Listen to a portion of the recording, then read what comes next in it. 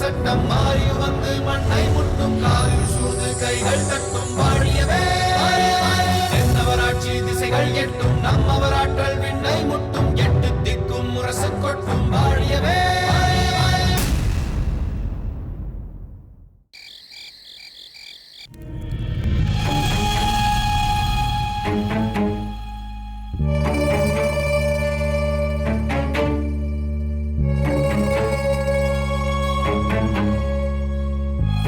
தம்பி, செழியன் வந்திருக்கிறான். கண் திறந்து பாருப்பா.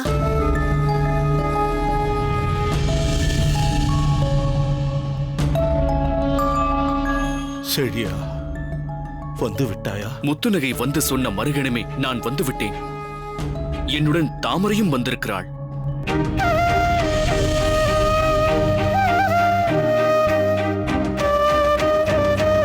தாமரை இவள் எப்படி? கொர்க்கையில் இருந்த தாமரை அங்கிருந்து ரோமாபுரிக்குத்தான் சென்றிருக்கிறாள். அங்கு அகஸ்டஸ் பெருமகனாரின் அன்பை பெற்று அவரது வளர்ப்பு மகளாக திகழ்ந்திருக்கிறாள். அகஸ்டஸ் பெருமகனாரே தாமரையை என்னோடு அனுப்பி வைத்தார். போதும், இது போதும். எங்கே செழியனை பார்க்காமல் என் உயிரை துறந்து விடுவேனோ என்று நினைத்து பயந்து கொண்டிருந்தேன். ஆனால் தாமரையையும் நான் பார்த்து விட்டேன். அம்மா தாமரை, உங்கள் காதலின் மகத்துவம் தெரியாமல் செழியன் உன்னை பார்க்க கூடாது, உன்னோடு பேசக்கூடாது என்று இளம்வழுதி மலர்கொடியின் திருமணத்தின் போது சோழ நாட்டில் செழியனுக்கு நான் தடை போட்டேன். பிறகு உன் அருமை புரிந்து சேர நாட்டிலிருந்து சோழ நாட்டிற்கு திரும்பிய உன்னை கையோடு பாண்டிய நாட்டிற்கு அனுப்பி வைக்கும்படி சோழ மன்னரிடம் வேண்டி கேட்டுக்கொண்டேன். ஆனால் சந்தர்ப்ப சூழ்நிலையால் மீண்டும் நீங்கள் இருவரும் பிரிந்து விட்டீர்கள். நீ செழியன் கைத்தலம் பற்றுவதை காணாமல் போய்விடப் போகிறேனோ என்று மனம் வருந்தினேன். ஆனால் உங்கள் உண்மையான காதல் மீண்டும் உங்களை ஒன்று சேர்த்து விட்டது. இருவரையும் எங்கள் முன்னே கொண்டு வந்து விட்டது. செழியா, இன்றே இக்கணமே உங்கள் இருவரையும் ஒன்று சேர்த்து வைக்கிறேன். இதை ஒரு திருமண விழாவாகவே அனைவரும் கருதலாம். இருவரும் உங்கள் கைகளை கொடுங்கள்.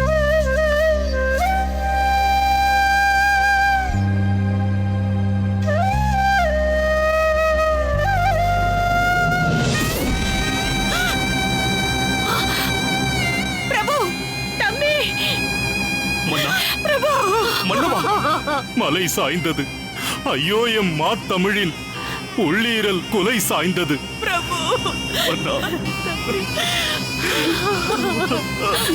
ஐயோ, செங்கோலோச்சும் செயல் வீர தலை சாய்ந்தது. ஐயோ, இத்தாரணியே புகழ் நட்பு கலை சாய்ந்தது. ஐயோ, இனி என் சொல்லி கதறுவோமோ? ஊமைகளும் ஆமைகளும் உயர வைத்த சீரேணி, பூமாதின் பொறுமையெல்லாம் பொலிந்திட்ட திருமேனி. ரோமாபுரி வரைக்கும் தமிழ் மணக்கச் செய்த மலர் பூமாதின் வயிற்றினிலே புகழ் குடி மறைந்ததுவோ?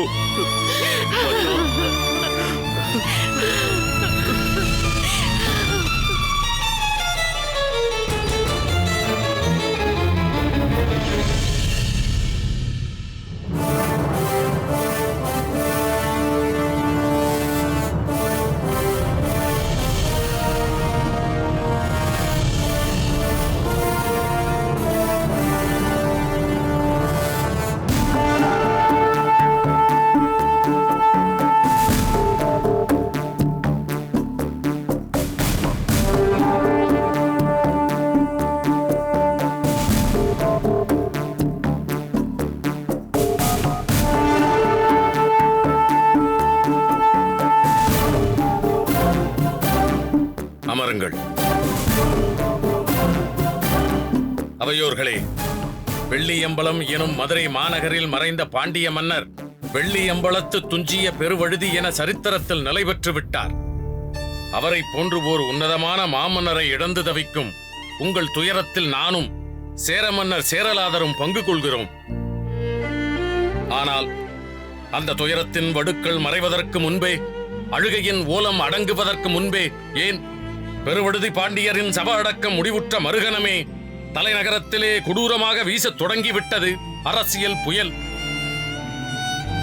ஓர் அரசர் மறைந்தவுடன் எல்லா நாடுகளிலும் ஏற்படக்கூடிய நெருக்கடி நிலைதான் இப்பொழுது பாண்டிய நாட்டிலும் ஏற்பட்டிருக்கிறது.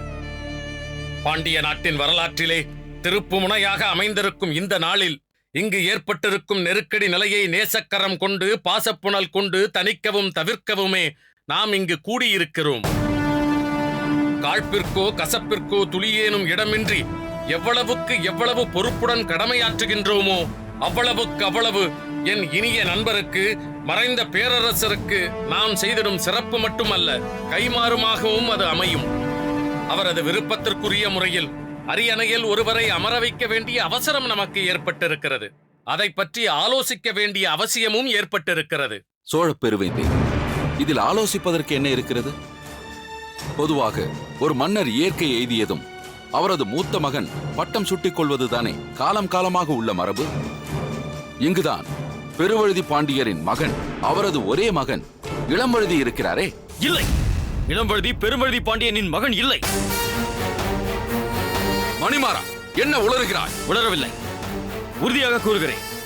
இளம்வழுதி பெரும்பழுதி பாண்டியனின் மகன் இல்லை. ஆகவே அரியணைக்கு உரிமை கோரிட அவருக்கு எந்த தகுதியும் இல்லை. மணிமாறா, அவருக்கு தகுதி இல்லை என்றால் வேறு யாருக்கு தகுதி என்கிறாய்? சந்தேகத்திற்கிடம் இல்லாமல் இந்த மணிமாறன் தான் அதற்கு தகுதி வாய்ந்தவன் என்று அவரே வாக்குறுதி தந்திருக்கிறார்.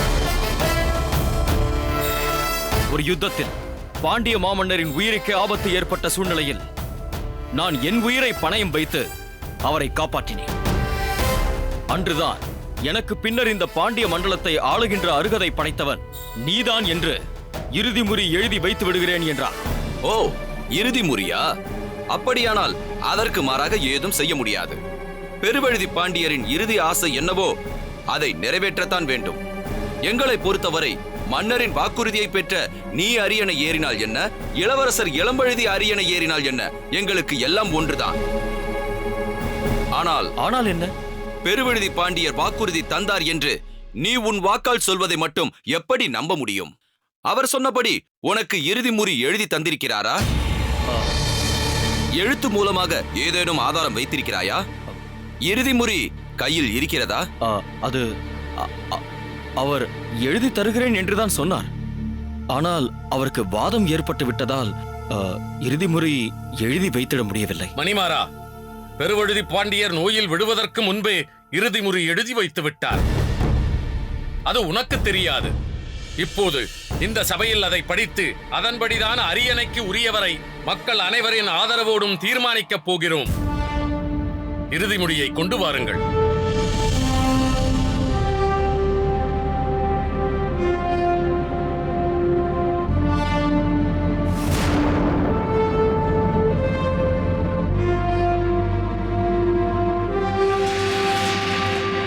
அவையோர்களே, பாண்டிய பேரரசர் பெருவழுதி பாண்டியர் தனக்கு பின் அரியணை போட்டி ஏற்படக்கூடும், யாரேனும் குறுக்கே புகுந்து குழப்பம் ஏற்படுத்தக்கூடும் என்று எதிர்பார்த்திருக்க வேண்டும். அதனால்தான் மிக தெளிவாக தமது கைப்பட இந்த இறுதி முறியை எழுதியிருக்கிறார். என்னிடமே இதை ஒப்படைத்து இதன்படி செய்ய வேண்டும் என்றும் கேட்டுக்கொண்டார். இதிலே உள்ள ஒவ்வொரு எழுத்தின்படியும் நிறைவேற்றுவதே நமது கடமை. அவருக்கு செலுத்தும் அஞ்சலி என்று உணர்ந்து நாம் செயல்படுவோம். சோழவேந்தே, அதற்கு முன் இதிலே உள்ளது பெருவழுதி பாண்டியரின் கையெழுத்து தானா, இது அவரால் எழுதப்பட்டது தானா என்னும் ஐயப்பாடு சிலருக்கு ஏற்படக்கூடும். அதனால் அவரோடு தொடர்புள்ள பிரதானமான சிலரது பார்வைக்கு அனுப்பி வைத்தால் நல்லது என்று நான் நினைக்கிறேன். நியாயமான கருத்து. முதலில் மணிமாறனே அதை பார்க்கட்டும். இல்லை, இதை நான் நம்புவதற்கில்லை. இது பாண்டிய பேரரசரின் கையெழுத்துதான் என்று என்னால் எப்படி உறுதியாக சொல்ல முடியும்? யார் உறுதிப்படுத்தினால் ஏற்றுக்கொள்வாய்? மகாராணியார் வந்து பார்த்து உறுதிப்படுத்தினால் நான் ஏற்றுக்கொள்கிறேன்.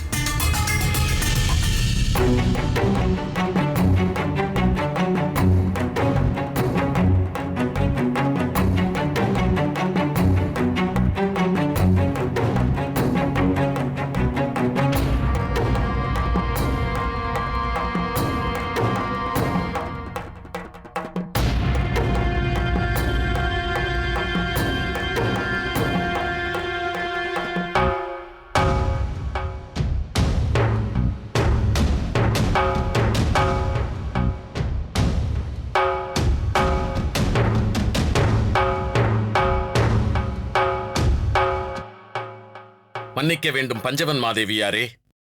துக்கத்தில் ஆழ்ந்திருக்கும் தங்களை இந்த நிகழ்ச்சிக்கு அழைக்க வேண்டாம் என்றுதான் எண்ணினேன். ஆனால் சந்தர்ப்பமும் சூழ்நிலையும் தங்களை அழைக்கும்படியாகிவிட்டது. தாங்கள் தயை கூர்ந்து பாண்டிய பேரரசர் எழுதிய இறுதி முறையை பார்த்து இது அவருடைய கையெழுத்துதானா என்பதை உறுதி செய்ய வேண்டும். நான் இதை பார்த்துதான் உறுதி செய்ய வேண்டும் என்பதில்லை. இந்த இறுதி முறையை அவர் ஓர் இரவு முழுவதும் யோசித்து யோசித்து எழுதியது எனக்கு தெரியும். இருப்பினும் இது அவர் கையெழுத்துதான் என்பதை நான் சபைக்கு உறுதிப்படுத்துகிறேன்.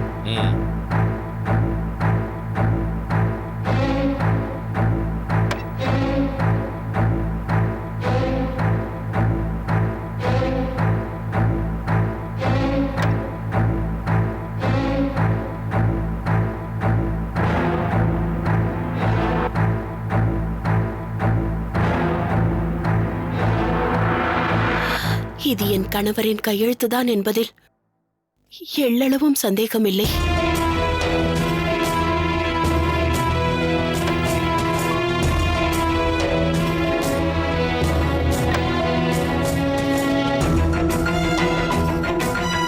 இனி இந்த இறுதி முடியை படிக்கலாம் அல்லவா? தாராளமாக படிக்கலாம். மணிமாறா, நீ என்ன சொல்கிறாய்? மகாராணியாரை உறுதிப்படுத்திய பின் நான் மட்டும் எப்படி மறுக்க முடியும்? படிக்கலாம். நிச்சயம் மன்னர் என்னை பற்றி தான் எழுதியிருப்பார். அதையும் பார்க்கலாம். பாண்டிய நாட்டை உயிராகவும் மக்களை என் உயிர் மூச்சாகவும் பாவிக்கும் உங்கள் பெருவழுதி பாண்டியன் சுய நினைவோடும் முழு மனதோடும் பாண்டிய நாட்டு மக்களை எனக்கு பின் வழி நடத்தப் போகும் தலைவன் யார் என்பதை உங்களுக்கு உறுதி செய்வதற்காகவே இந்த இறுதி முறையை எழுதியிருக்கிறேன். பல வருடங்களுக்கு முன் நான் பாண்டிய நாட்டின் இளவரசனாக இருந்தபோது எனக்கு திருமணம் நடைபெறாத காலகட்டத்தில் நடந்த ஒரு நிகழ்ச்சியை நான் இதில் பதிவு செய்கிறேன். இளமை துடிப்பால் நம்மை அறிந்தோ அறியாமலோ நாம் இடறி விழுகின்ற காலங்கள் உண்டு. அத்தகைய இடறல் என் வாழ்விலும் ஏற்பட்டுவிட்டது. கொற்கையில் நடந்த முத்துக்குளிப்பு விழாவிற்கு நான் சென்றிருந்த நேரத்தில் தென் வெள்ளாற்றங்கரையினை ஒட்டிய முத்தூர் கூற்றத்தினை ஆண்ட குறுநில மன்னர் குடும்பத்தினர் அங்கு வந்திருந்தனர். அந்த மன்னனின் தங்கை முல்லை கொடியாள் ஒரு முழு நிலவு. கட்டழகியான அவள் ஒரு பெண்மகவை ஈன்றெடுத்த நிலையில் கணவனை இழந்து கைம்பெண்ணாகி இருந்த நிலையில் அங்கு வந்திருந்தாள். தனித்து இருந்த அந்த தளிர்குடியாலும் நானும் இளமையின் வேகத்திற்கு பலியாகிவிட்டோம். அதன் விளைவாக அவள் ஒரு முத்துக்கு சிப்பியானாள். தன் அன்னியின் பராமரிப்பில் எவருக்கும் தெரியாமல் அந்த முத்தை ஈன்றெடுத்த அவள் தன் அண்ணனுக்கு இது தெரிந்தால் என்ன செய்வானோ என்ற அச்சத்தில் தன் உயிரை மாய்த்துக் கொண்டாள். அதை அறிந்து என் மீது வஞ்சம் கொண்ட முத்துக்குற்றத்தின் மன்னன் என்னை பழிவாங்க முயன்றபோது என் தந்தையார் அதை பற்றி அறிந்து படைகளை அனுப்பி அந்த நாட்டையே சிதறடித்து விட்டார். அந்த அமளியில் முல்லை கொடியாளின் பெண்ணும் என் மூலம் அவளுக்கு பிறந்த ஆண் மகனும் உயிருக்கு பயந்து ஓடியிருக்கிறார்கள். வயதில் பெரியவளான அந்த பெண் இருங்கோவேளிடம் அடைக்கலம் புகுந்து பெருந்தேவி என்ற பெயரோடு அவனது பட்டத்து அரசியானாள். எனக்கும் முல்லை கொடியாளுக்கும் பிறந்த சிறுவன் ஒரு மீனவ பெண்மணியால் காப்பாற்றப்பட்டான். அந்த மீனவ பெண் வந்து அதை பற்றி என்னிடம் சொல்லும் பொழுது எனக்கு திருமணம் நடந்துவிட்டது. அதனால் அந்த பிள்ளையை அமைச்சர் அறிவுடை நம்பியிடம் கொடுத்து அவரது தத்து பிள்ளையாக வளர்க்க செய்தேன். என் பிள்ளை என் கண்ணெதிரிலேயே என் அமைச்சரின் தத்துப்பிள்ளையாக வளர்ந்தான். அவனே பாண்டிய நாட்டின் படைத்தலைவனாக விளங்கும் செழியன். போய் இதெல்லாம் என்ன? செழியனை பற்றி குறிப்பிட்டிருப்பதெல்லாம் வெறும் கட்டுக்கதைகளாகத்தான் எனக்கு தோன்றுகிறதே தவிர உண்மையாக இருக்க வாய்ப்பே இல்லை. இதற்கெல்லாம் என்ன சாட்சி இருக்கிறது? சாட்சி இருக்கிறது மணிமாறா. தாயே, வாருங்கள்.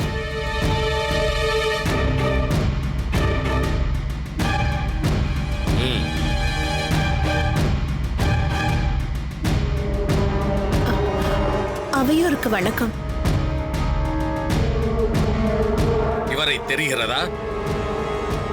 செடியனை பற்றி உண்மையை அறிய இந்த மூதாட்டி வாழ்ந்த மீனவர் குடிலுக்கே சென்றிருந்தது ஞாபகம் இருக்கிறதா?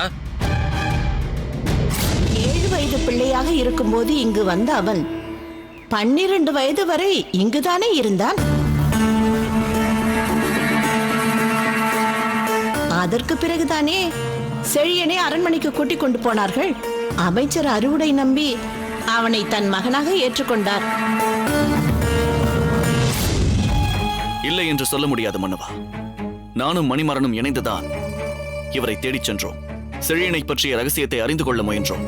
ஆனால் இவர் முன்னெச்சரிக்கையாக எதையும் சொல்ல மறுத்துவிட்டார். தாயே, தாங்கள் அன்று இவர்களிடம் சொல்லாததை இன்று இந்த சபையறிய சொல்லுங்கள். பாண்டிய மன்னர் எழுதியிருப்பது வரிக்கு வரி, எழுத்துக்கு எழுத்து உண்மை. செழியனின் தாய் முல்லைக்கொடியாளுக்கு பிள்ளை பேறு பார்த்தவளே நான் தான். அதன்பின் முத்துக்கூற்றும் சிதறடிக்கப்பட்டு தன் அக்காள் பெருந்தேவியோடு தப்பித்து ஓடிய செழியன் வழியில் அக்காளையும் பிரிந்து அனாதையாக நின்றபோது நான் காப்பாற்றிக் கொண்டு வந்து விசாரித்தேன். செழியனை பற்றி முல்லைக்கொடியாள் என்னிடம் சொல்லியிருந்ததால் செழியன் யார் என்பது எனக்கு தெரியும். அதனால் அவனை மன்னரிடம் அழைத்து வந்து நடந்தவைகளைச் சொன்னதும் அவர் அமைச்சர் அறிவுடை நம்பி அவர்களிடம் பிள்ளையை ஒப்படைக்கச் செய்து ஆயுத பயிற்சி பெறவும் வழிவகுத்தார். பாண்டிய நாட்டின் வீர மரபில் வந்தவனாதலால் செழியன் விரைவில் அனைத்திலும் தேர்ச்சி பெற்றான். இது போதும் தாயே, இதற்கு மேல் சாட்சிகள் தேவையில்லை. பாண்டிய மன்னரின் இறுதி முறையே போதுமான சாட்சி. நன்றி தாயே. நன்றி மன்னவா.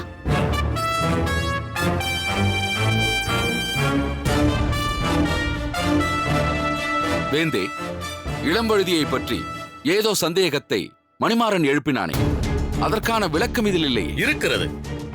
அதை படிப்பதற்கு முன்பே குறுக்கிட்டு விட்டான் மணிமாறன். அதையும் படிக்கிறேன். பாண்டிய மக்களால் பெரிதும் போற்றப்படும் இளம்பழுதியை பற்றிய ரகசியத்தையும் நான் இப்பொழுது இதில் குறிப்பிட வேண்டிய அவசியம் இருக்கிறது. இளம்பழுதி எனக்கும் பஞ்சவன் மாதேவிக்கும் பிறந்த மகன் அல்ல.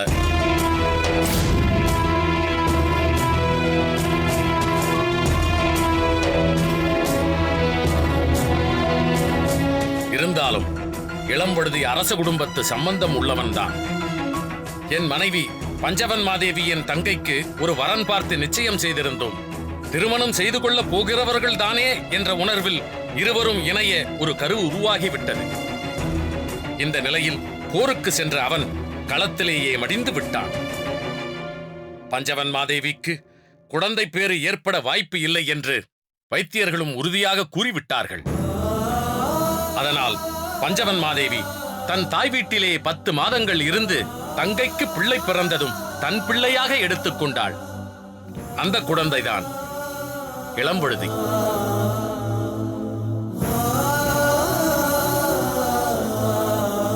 தங்கையோ குழந்தை பிறந்த மறுகணமே இறந்து விட்டாள்.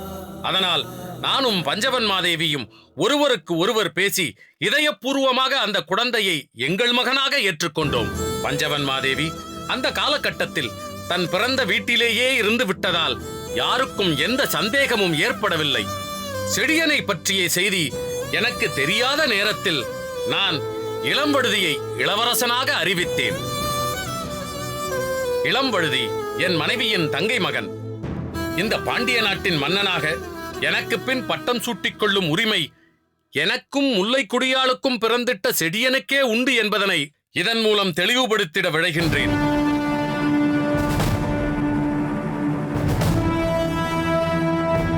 மன்னவா, இனி தாமதம் செய்ய தேவையில்லை. மணிமுடியை தங்கள் கரத்தாலேயே செழியனுக்கு சூட்டிவிடுங்கள். செழியா, வா செழியா. செல் செழியா, மன்னிக்க வேண்டும். செல்லுங்கள் செழியரே.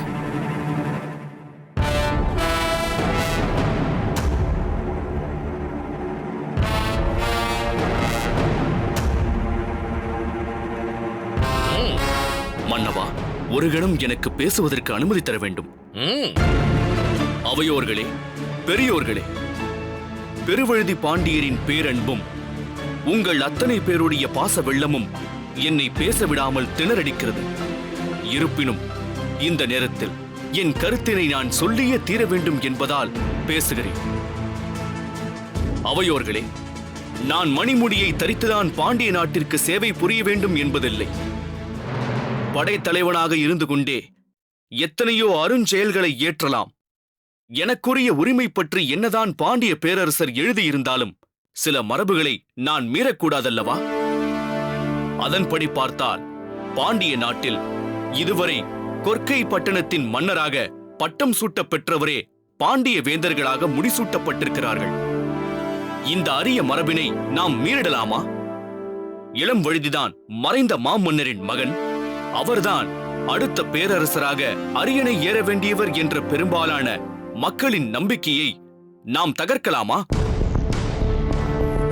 இளவரசர் இளம்வழுதியிடம் மாமன்னரும் மகாராணியாரும் எவ்வளவு பாசம் வைத்திருந்தார்கள் என்பது நமக்கெல்லாம் நன்றாக தெரியும். அவரும் மகாராணியாரின் தங்கை மகன்தானே, அரச குடும்பத்து வாரிசுதானே. அதனால் நாம் அனைவரும் இணைந்து அவருக்கே மணிமுடி சூட்டுவோம். அவரது நிழலாக இருந்து அவர் சார்பாக நாட்டை பாதுகாக்கும் பொறுப்பை நான் ஏற்றுக்கொள்கிறேன். இதற்கு மறுப்பு கூறி என்னை வற்புறுத்த வேண்டாம் என்று சோழ பேரரசரையும் சேர மாமன்னரையும் மற்ற பெரியோர்களையும் தாழ்பணிந்து மன்றாடி கேட்டுக்கொள்கிறேன். ஆஹா, செடியா, மணிமுடியை துறந்ததின் மூலம் நீ பொதிகை மலையினும் உயர்ந்து விட்டாய். உன் விருப்பம் பொருத்தமானதுதான். அப்படியே நடக்கட்டும்.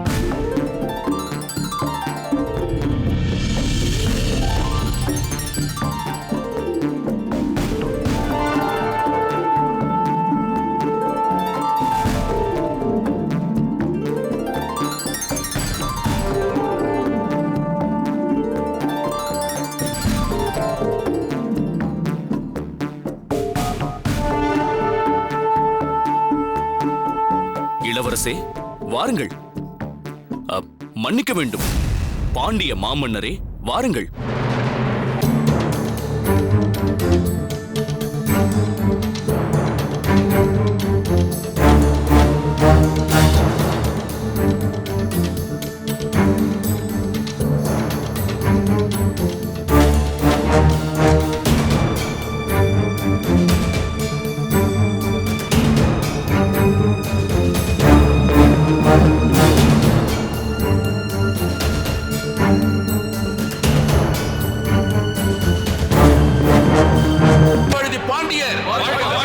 ரோமாபுரி பாண்டியன் செழியன்.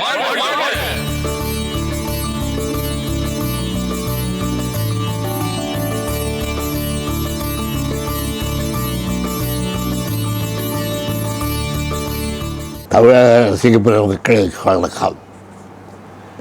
ஒரு நாட்டின் எதிர்காலம் செழிக்க வேண்டுமானால் அந்த நாட்டிலே உள்ள அனைவர்கள் வரலாற்றை உணர்ந்திருக்க வேண்டும். அப்படிப்பட்ட வரலாறு நிறைந்த தினம்தான் தமிழ்நாடு என்பதை யாரும் மறந்துவிட முடியாது. வீரம், காதல், பொறுப்பு உணர்வு, மாற்றாளுக்கு வண்டியில்லாத மான உணர்வு, இவைகளெல்லாம் அடங்கிய மாமன்னர்கள் தமிழ்நாட்டில் இருந்திருக்கிறார்கள். அவர்களை எல்லாம் மக்களுக்கு அறிமுகப்படுத்த முறைப்போடு நான் இந்த ரோமாபுரி பாண்டியரை எழுதி அது தொடர்காரியமாக புத்தகங்களிலே எழுந்து இன்றைக்கு அது நிறைவடைந்திருக்கிறது. அதை தொடர்ந்து இன்னும் பல வீரர்களை அறிமுகப்படுத்த வேண்டிய உணர்வு எனக்கு இருக்கிறது.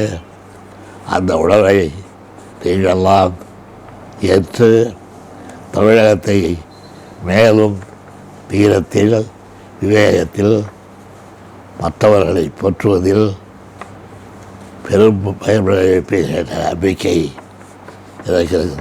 அந்த நம்பிக்கையோடு அடுத்த ஒரு தொடரை எழுதியிருக்கிறேன். அதுதான் வெள்ளையர்களுக்கு அடிப்படையாமல் அவர்களை எதிர்த்து நின்ற வீர மன்னர்களை ஆதரித்த வல்லத்தரையருடைய கதை. அந்த புத்தகத்திற்கு பிறகுதான் அந்த வரலாற்றுக்கு பெயர்தான், அந்த வரலாற்று வீரருக்கு பெயர்தான் நான் அடைமொழியாக தென்பாண்டி சிங்கம் என்று பெயர் சூட்டியிருக்கின்றேன். வல்லத்தரையர் எப்படிப்பட்ட வீரர், எந்த அளவுக்கு எதிரிக்கு படியாமல் வாழ்ந்தான் என்பதையெல்லாம் விளக்குகின்ற என்னுடைய அடுத்த காவியமாக அது வெளிவர இருக்கிறது. அதை நீங்கள் பார்த்து ரசித்து அந்த வீரத்தை தமிழர்கள் ஒவ்வொரு உள்ளத்தில் பதிவைப்பதற்கு முதலிட வேண்டும் என்று உங்களையெல்லாம் கேட்டுக்கொள்கின்றேன். பிறகு தென்பாண்டி சிங்கத்தை சந்திக்கலாம். வணக்கம்.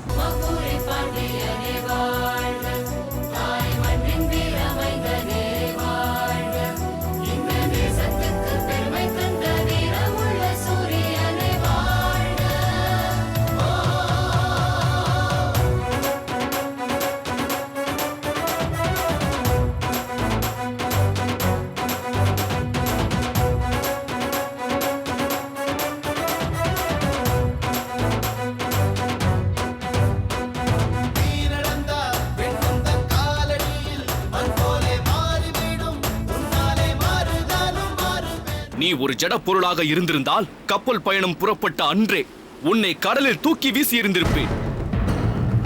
என் வாழ்வில் இனி எப்போதுமே உனக்கு இடமில்லை. போ, போய்விடுங்கிருந்து. இன்னொரு நாள் சமைச்சு போடுங்க, சாப்பிடுறேன். இன்னைக்கு வேண்டாம், இன்னைக்கு முடியாது. போயிடுங்க அத்தை.